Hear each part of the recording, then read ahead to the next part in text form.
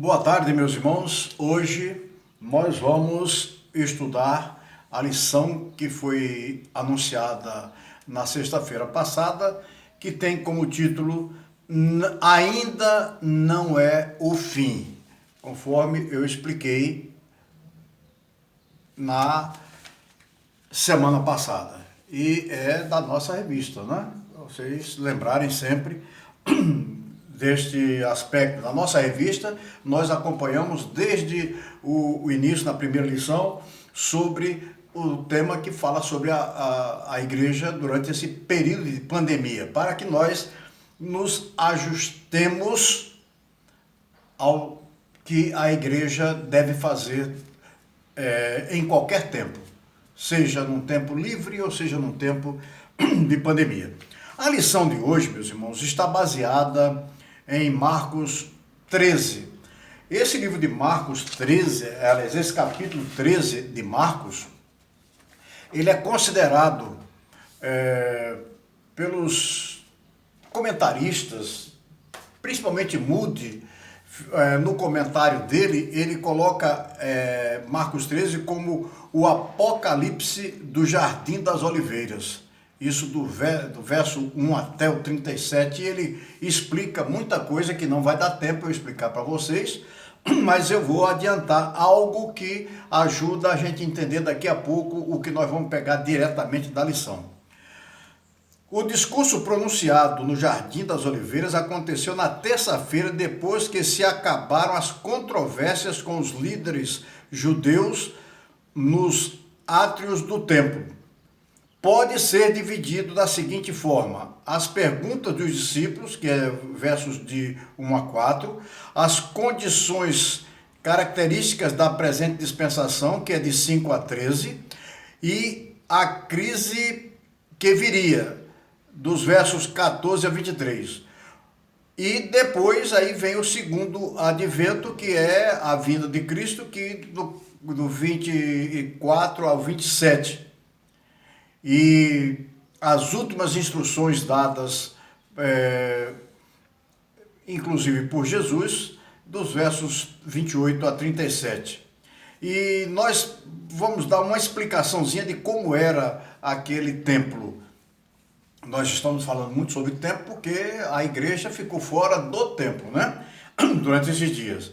À luz da descrição feita por Joséfo do templo, não nos surpreende que um dos discípulos exclamasse referindo-se às pedras e aos edifícios. Joséfo descreve pedras dizendo que tinham 37 pés, por 12, por 18. E explica ainda mais dizendo que a fachada era toda de pedra polida, de maneira que a sua aparência, para os que não a tinham visto, era incrível, e para os que já tinham visto, era grandemente assombrosa. Isso aí é comentário dos historiadores e que nos traz muito entendimento para o que nós temos levado em consideração. Meus irmãos, veja bem, a igreja, como eu tenho dito desde o começo, não é o templo. Templo, igrejas passaram a fazer templos suntuosos, cheios de coisa, pinturas até a parede pintada de ouro, muitas mesas com símbolos atrativos daquilo que mais aquela igreja vai jogar para o seu público. Nós vemos igreja, inclusive até a igreja batista, com castiçal, aquele candelabro com 7 castiçais. Aquilo ali mesmo, aquilo é coisa de judeu, não de cristão. E os irmãos daquela época, que por sua vez judeus e que agora cristãos, se assustaram quando viram aquele templo muito bem arrumado e Jesus dizer que ali não ficaria pedra sobre pedra. Olha que pancada! E aquilo ali já foi para nos alertar que chegaria tempos em que a igreja de Cristo não teria lugar para se reunir. E nós ficamos lamentando porque a gente não pode estar lá junto dos irmãos, se reunindo lá. Sai de lá, meus irmãos. Vamos para as casas, fazer visita aos nossos irmãos, fazer um culto com os nossos irmãos, vamos orar, e a lição vai falar sobre isso tudo aqui. Meus irmãos, não estou dizendo que é para a gente abandonar aquilo que nós já temos, os templos. Só que é uma coisa, aquilo não é o principal da igreja. O principal da igreja é ela viver Cristo, ela refletir Cristo. Como refletir Cristo? Fazer o que Cristo fez. Por todos aqueles necessitados, está sempre dando a cobertura. Tirando inclusive de si para ajudar o outro. Isto é ser igreja.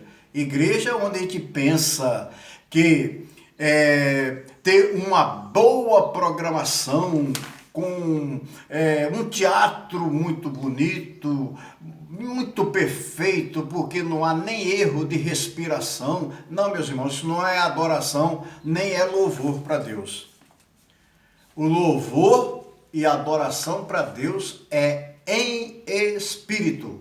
Tudo que for fora do espírito é coisa da gente.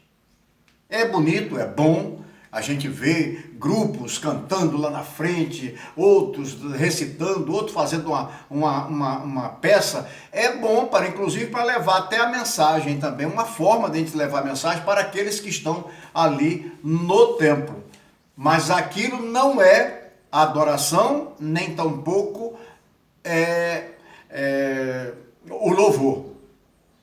O louvor é gratidão, colocar alguém numa condição especial, e esse alguém deve ser sempre e sempre e sempre Jesus. A igreja que não for cristocêntrica, ela é qualquer coisa bonita, boa e agradável, menos igreja. Bem, vamos para o comentarista, e nós vamos ver aqui. O nosso comentarista diz que, aqui no Marcos 13, 2, né, diz exatamente uma coisa: tudo será destruído, não ficará uma pedra em cima da outra pedra. E a gente quer que as pedras dos templos bonitos continuem. Tudo isso vai cair, meus irmãos, tudo isso vai virar poeira. No retorno de Jesus vai virar poeira, mas antes disso também vai virar, porque aquele templo depois foi totalmente destruído. E depois até outros reis levantaram o templo e fizeram coisas aí para poder manter a atração. E quando nós somos atraídos por causa da beleza do templo, abandonamos Cristo. A nossa atração deve ser sempre Jesus Cristo. Nenhum lugar de culto, nenhum ritual religioso, nenhum candelabro eclesiástico poderá substituir o nosso relacionamento pessoal com Deus, marcado por um coração quebrantado e contrito, num culto em espírito e em verdade. Deus é a única fonte de nossa segurança e paz. Isso o nosso comentarista colocou na medida do que nós estamos discutindo durante esse tempo. E eu quero dizer para os irmãos o seguinte: eu me comunico bem com esse povo dali que escreveu essas lições, porque eu sou da mesma escola deles.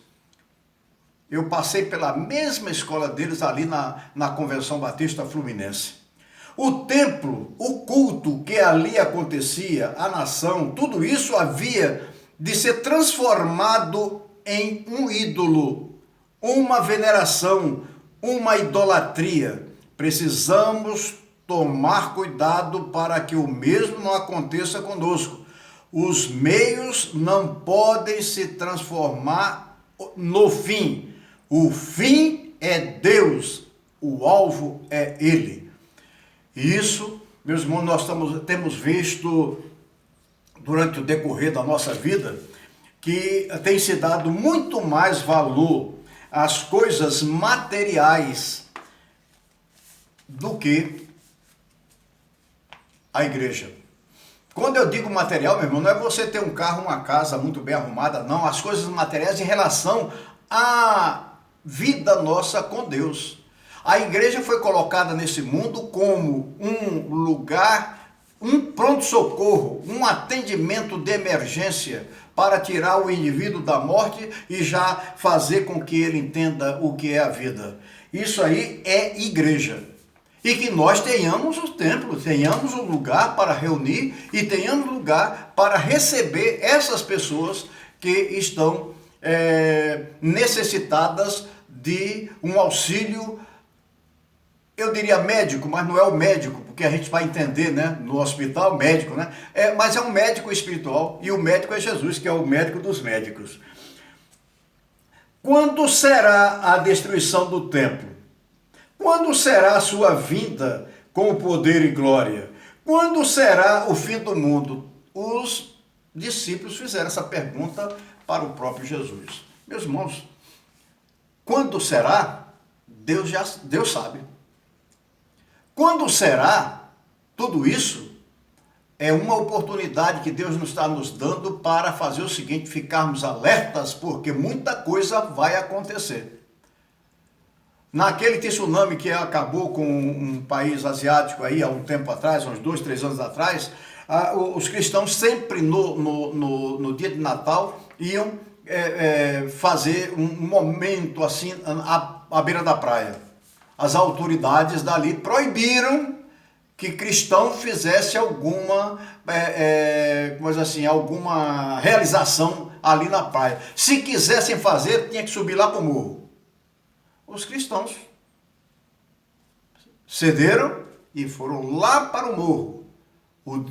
O tsunami veio, matou todo mundo que estava ali na beira da praia. Os cristãos ficaram lá em cima. Eu dou glórias a Deus. Porque nós não precisamos de espaço que a gente gosta para louvar a Deus.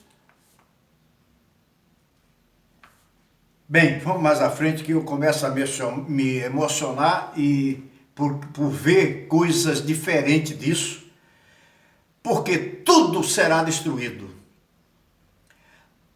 Há mais de uma dezena de imperativos neste capítulo 13 de Marcos, e eles revelam não apenas as respostas de Jesus para as perguntas acima, que nós acabamos de falar, mas o seu cuidado pastoral para com a sua igreja. Tenham cuidado para que ninguém vos engane. Marcos 13:5. Então Jesus começou a ensiná-los. Ele disse: tomem cuidado para que ninguém engane vocês. E quanta ilusão tem sido pregada na igreja. E eu, quando estou citando igreja, eu não estou dando nome, bandeira, que se a cor é essa, se o nome é aquela, ou seja, o que for, não. Aquilo, todos os que se dizem igreja. Meus irmãos, tenhamos cuidado, porque muita coisa vem disfarçado das coisas espirituais para nos tirar do caminho. Se a gente for ver, durante toda a história, muita gente é enganada. Inclusive tem crente que fica enganado. Tem gente que compra até lencinho em determinadas igrejas. Vai lá, aí tem um lencinho que aquele lencinho pendura no retrovisor do carro ali, pendura aquele negócio assim, que aí você está imune de acidente. Vendem um lenço maior, uma toalha, que é para você que está com uma dívida grande com o banco, aí você, de madrugada, você vai lá e passa na maçaneta do banco. Aí quando o banco abrir, a conta está zerada, você já não está mais devendo nada. Meus irmãos, isso aí é pantomima do diabo. Isso nunca vem de Deus. Eu quero dizer para vocês o seguinte: precisamos tomar cuidado para não sermos enganados. É por isso que precisamos conhecer bem a palavra de Deus. Não se precipite em dizer que Jesus vai voltar amanhã só porque houve algum tremor de terra ou rumores de guerra. Isso aí tem desde quando o mundo é mundo. É natural. O homem está aqui e é quem está fazendo as coisas. Vai ter um momento em que vão tentar tirar da igreja tudo que ela é, só que eles não vão conseguir, porque a igreja não são nós, pessoas físicas, simplesmente. A igreja é espiritual, porque por isso Jesus diz que as portas do inferno não prevalecerão contra ela. E a gente fica feito uns bestas aí, pensando que igreja é aquele amontoado de gente dentro de um templo. Mas não é não, vamos mais à frente. Tenhamos cuidado na hora do sofrimento. E eu vou ler aqui Marcos 13, 9.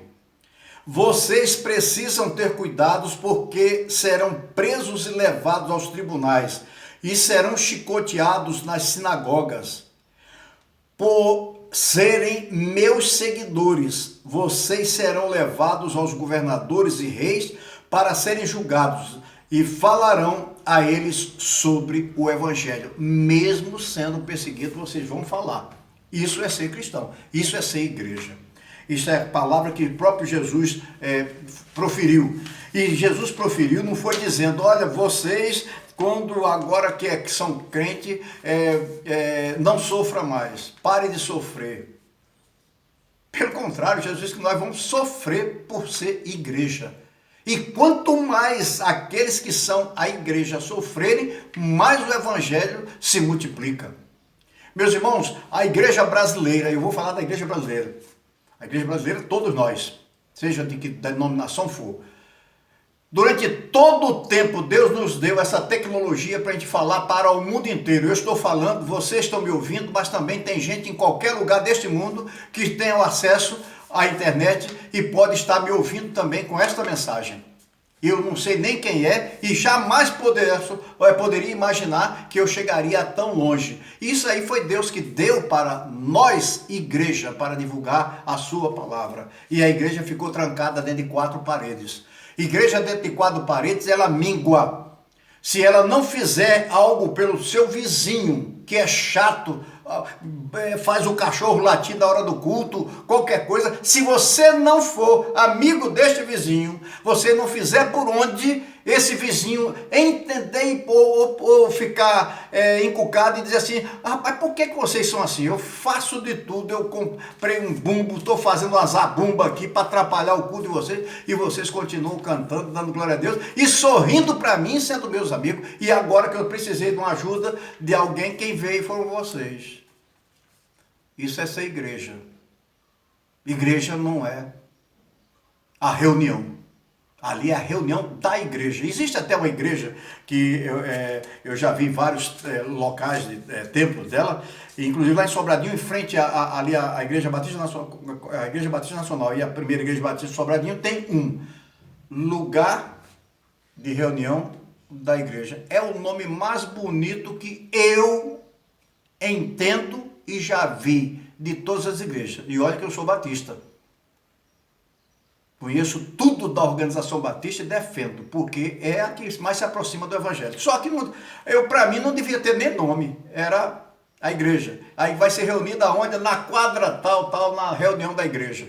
Local de reunião da igreja é lá em tal lugar. O local da nossa reunião como igreja é aí na 3ª etapa do Céu Azul. Como também é na 2ª etapa do Céu Azul, lá onde tem o templo, lá perto do hospital. Há muitas pessoas que abandonam a fé em Deus diante do sofrimento. Tem gente que não gosta de sofrer porque é crente. Não, crente aqui tem mais que sofrer. Porque, meus irmãos, ao passar do sentimento do sofrimento é que nós vamos ver a glória, a coisa boa acontecer. É na hora do sofrimento que mostramos ao mundo que não servimos a Deus em troca de bênçãos materiais. Deus não compra nossa fidelidade com favores. Como fosse assim, aliás, caso fosse assim, nossa relação com Ele seria mercantilista e o nosso caráter mercenário. Deus não troca nada, não troca a sua realeza por nada. Quem quiser seguir a Ele, que siga, porque Ele é Deus. Deus não faz barganha. Deus é Deus, Ele é fiel. Quem não é fiel sou eu e você. Mas independente da nossa fidelidade ou infidelidade para com Ele, Ele é fiel para nós, porque Ele é e acabou, ponto final. Jesus nos ensina fidelidade incondicional a Deus, o seu Pai e nosso Pai. Perseverança na fé, na adversidade, é o que se espera de seus seguidores. Em um mundo que rejeita a Jesus Cristo, precisamos estar preparados para enfrentar as perseguições como alvo inevitável. A melhor maneira de fazê-lo é vivermos cheios do Espírito Santo. Por isso Jesus nos diz: não se preocupem, quando a hora da perseguição chegar, digam o que Deus lhes der para dizer. As palavras que disserem não serão de vocês mesmos, mas virão do Espírito Santo. Marcos 13, 11. Ele nos capacita quanto ao que falar e quanto ao que fazer. Ou nós entendemos que somos de Jesus, ou estamos apenas sendo atores. E atores péssimos, porque não representam Jesus na sua essência. Não buscam fazer o bem ao outro. E o outro não é só o nosso irmão de casa, da nossa igreja, do nosso grupo. Não, a todos, mas principalmente aos domésticos da fé.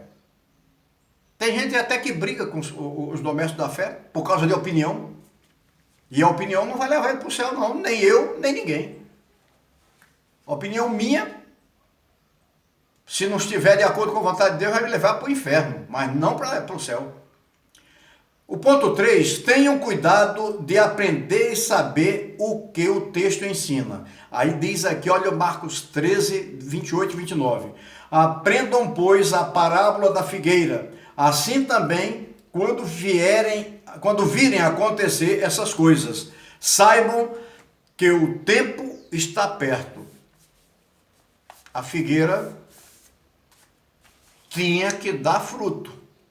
Porque Jesus ia passar e ia estar lá vendo ela, ia buscar nela o quê? Fruto. Figueira, meu irmão, grande figueira, que fruto que tem para oferecer para Jesus? Pensemos, o tempo está próximo e nós temos que estar repletos de fruto. O povo de Deus está sendo destruído porque lhe falta conhecimento. Oséias 4:6. Meus irmãos, falta conhecimento que a gente não busca. A Bíblia tem, rapaz, eu não dá nem para eu ler, ver quantas páginas tem a Bíblia, porque cada uma, minha, dependendo da letra, tem um número maior de páginas, qualquer coisa assim, mas está tudo ali. O que estiver fora dali, é fora dali, porque o que está ali é o que vale. Há muitas pessoas que se apresentam em nome de Jesus ou em seu lugar em diferentes tempos de história. Isso já aconteceu, meus irmãos, há muito tempo, gente aparecendo aí, fazendo milagres e tudo mais. Isso tudo aí pode ser feito, não tem problema. Mas não vem do Senhor, não prospera. O quarto ponto, tenhamos cuidado de orar e vigiar. Marcos 13, 33 e 37 vai nos mostrar isso. Mas vigiem e orem, porque vós não sabeis quando chegará o tempo. E a gente fica medindo o tempo por causa de tremores de terra na Bahia. Essa semana mesmo teve um tremor de terra lá, abalou muita coisa e todo mundo começou a sentir o chão balançar e ficar assustado e tal, porque agora é o fim do mundo. Não, ainda não é o fim. Ainda nem começou o princípio das dores. Mas é um alerta para você. Olha, está avisado que isto vai acontecer. E num lugar onde não é normal acontecer, porque nós estamos fora da tal da placa tectônica lá, que fica lá para o lado do Pacífico. Mas quantos abalos nós já tivemos em Fortaleza, já tivemos na Bahia, já tivemos até no Sul. E a gente tem que estar em alerta, porque é o seguinte, falei agora há pouco sobre a figueira. Estarmos dando fruto. Não há como exagerar no valor de orar e vigiar. Por Filipenses 4:19, podem ler e vocês vão entender que o valor da oração é tremendo, porque o diabo não tem poder sobre ele. Os governantes não têm poder sobre ele. O governante pode fazer até igual aquele governador lá de São Paulo, que assinou um decreto modificando que agora nas escolas públicas não pode ter A, C e DC. Antes de Cristo, depois de Cristo. Não, antes da Era Comum e depois da Era Comum. Quem é que era comum? Mas então por que ainda tem um divisor, antes e depois? Quem foi que fez esse divisor? Foi Jesus Cristo. A pressão da população foi tamanha que ele desfez aquela porcaria daquele decreto, porque ele inclusive iria sofrer, e talvez até sofra, eu não estou aqui para predizer, de Deus algo muito ruim para a vida dele, porque tirar de Jesus das pessoas, e ele como um ditador, um governante, um rei ou qualquer coisa, é uma responsabilidade grande. O que é dele está guardado, é Deus que vai dar, eu não sei nem o que vai ser, mas que é uma aberração, é. E isso estava para acontecer já há um ano e pouco atrás, direto com tudo. Tudo que virasse a favor do cristianismo teria que ser tirado da escola. Porque ali já estavam tirando, né? Estavam colocando um gay dizendo que é Jesus. Mas tudo bem. Vamos lá. Deus pode suprir nossas necessidades materiais, mas as maiores necessidades que temos são espirituais. Amor em um mundo cheio de ódio, esperança em um mundo sem esperança, alegria, paciência, sabedoria. Tudo isso aí está registrado em Gálatas 5, 22, 23 e Tiago 1, 2 a 8. Para tanto, é muito importante orar e vigiar. Meus irmãos, a diferença entre pessoas ou ideias de pessoas que jogam e querem fazer chacota de Jesus, isso aí não tem nada a ver com cada um, tem seu direito de viver do jeito que quiser, ser o que quiser, fazer do seu corpo o que quiser, sabendo que vai pagar caro.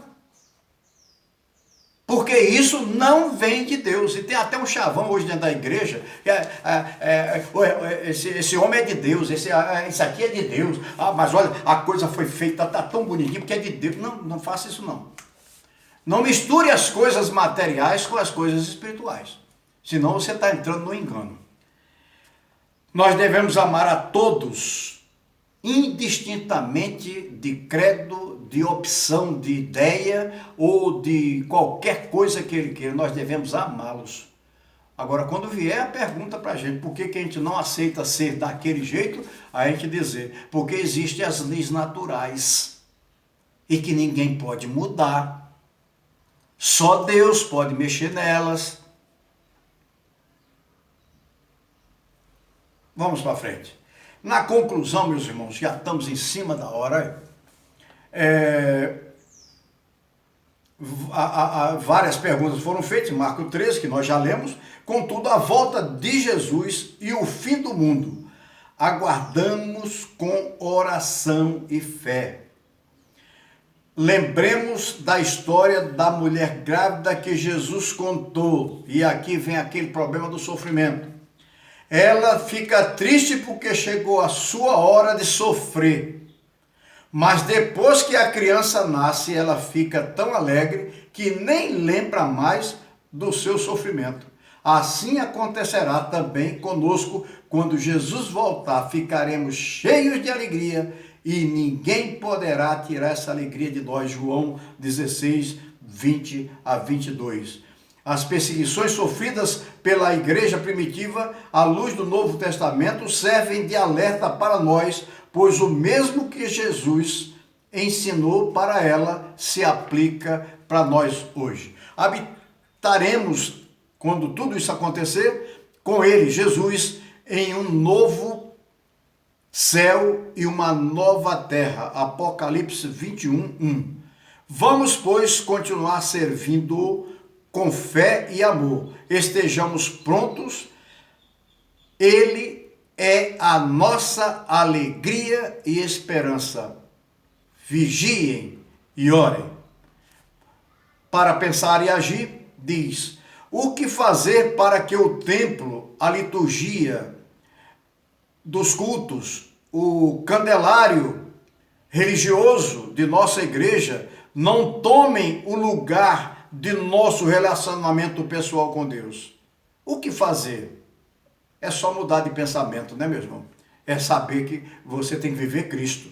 O segundo, por que algumas pessoas são seduzidas por falsas doutrinas e falsos líderes? Porque não lê a Bíblia e não procura entendimento através do próprio Espírito Santo que nos ajuda a entender. Lendo direitinho cada palavrinha e naquilo que tiver dúvida, pergunta a um irmão que talvez saiba já um pouco daquilo ali e vai lhe explicar. O terceiro, como fazer para ter profundidade na Bíblia, na oração e na vigilância? É se desprender para fazer isso. Orar, vigiar e estudar. Por último, quarto, diz o seguinte: precisamos mostrar ao mundo que não servimos a Deus em troca de bênçãos materiais. Como isso é possível em tempo de sofrimento? O estômago roeu, qualquer coisa que me oferecer para eu comer, aí eu vou comer. Aí eu vou comer uma coisa dedicada aos ídolos. Você pode ficar quietinho, Senhor, me ajuda, mas me dá essa interpretação. Senhor, assim como fizeste com Elias, manda um corvo trazer um pedaço de qualquer coisa para mim para eu comer. E eu entrego tudo isso nas tuas mãos. Perdoa os meus pecados e me usa para que o mundo te conheça. Isso é a nossa função aqui na Terra. Que Deus nos abençoe. No próximo final de semana, na próxima sexta-feira, nós vamos estudar a lição que não deixa de ser tão importante. Comunhão que resiste ao distanciamento, que é o que nós estamos passando. Isso é o que nós vamos estudar na próxima sexta-feira. Que Deus nos abençoe. Amém.